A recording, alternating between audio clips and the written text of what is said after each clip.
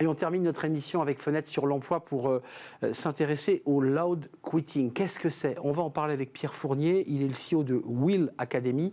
Et je voudrais vous présenter son livre, le livre de Pierre Fournier, la méthode Will, roman de management.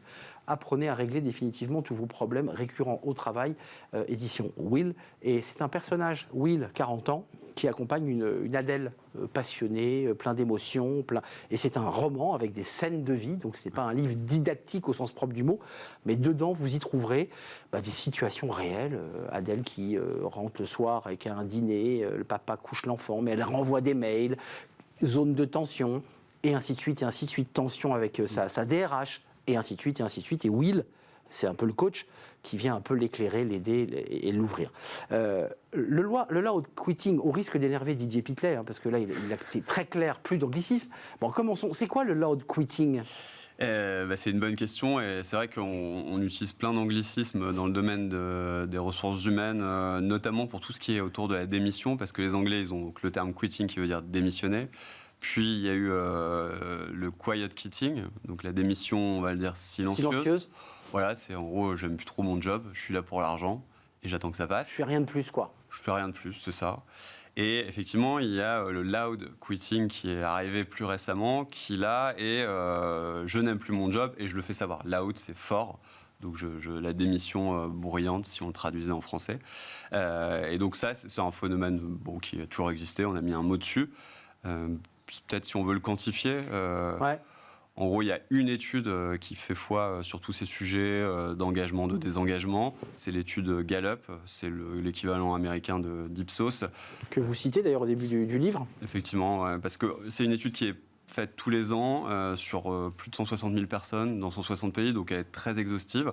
Elle permet un suivi et donc eux, ils définissent, déjà ils disent un chiffre qui fait froid dans le dos, qui est sur le pourcentage de salariés désengagés. Alors, je vais vous donner les chiffres en France. 86%, ça c'est le monde, c'est étude monde, ça. Ça, c'est Europe. Europe. Déjà, c'est très bien, bravo. Et France, on est à 93%. On est avant-dernier pays en Europe, sachant que l'Europe est le dernier continent.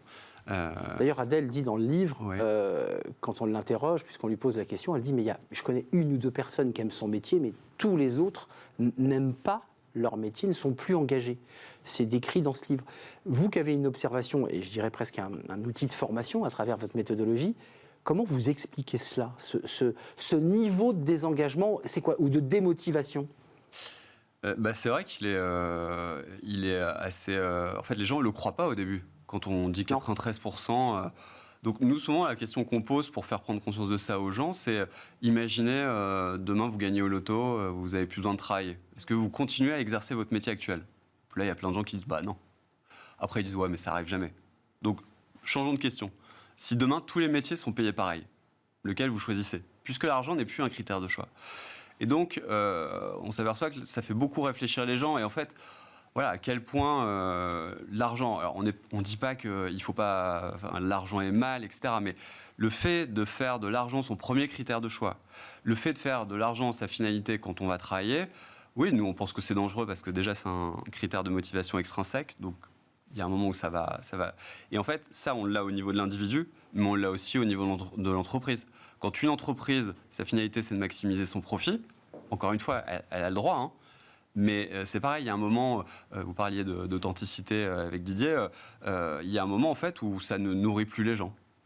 Donc voilà pourquoi. Et donc ça serait une des causes de ce très haut niveau de désengagement, c'est-à-dire qu'à la fois on porte un discours sur la bienveillance et la qualité de vie, et de l'autre l'entreprise est prise à son propre piège, c'est-à-dire de créer de la richesse et de la valeur, et d'optimiser. Parce que c'est ça le sujet en fait. On est un peu au carrefour là.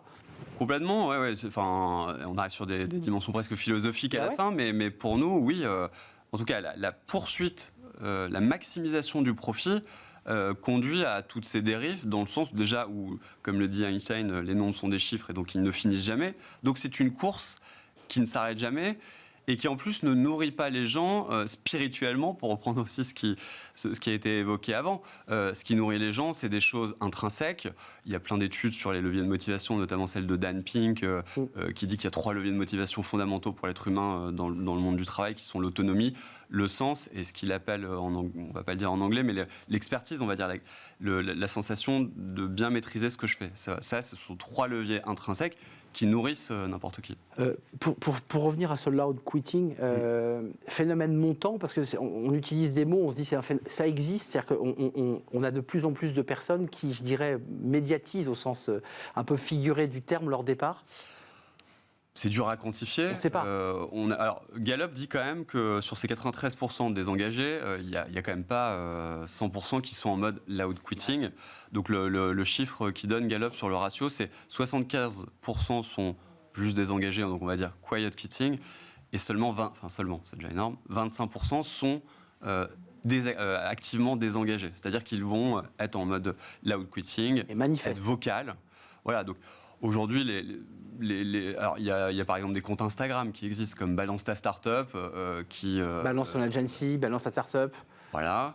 Il y a Glassdoor aussi qui existe depuis des années et qui est la hantise des DRH. C'est un site, une plateforme américaine sur laquelle les salariés peuvent noter leur entreprise. Et effectivement, comme c'est anonyme, c'est souvent des salariés qui ne sont pas du tout contents, qui se lâchent. Je vous invite à lire la méthode Will parce que encore une fois, c'est un livre très agréable à lire puisque c'est l'histoire de cette jeune femme qui tente des choses dans sa vie perso et dans sa vie pro, et à qui il arrive une multitude d'aventures qui sont finalement des outils, je pense, très utiles pour les managers, parce que c'est des cas pratiques.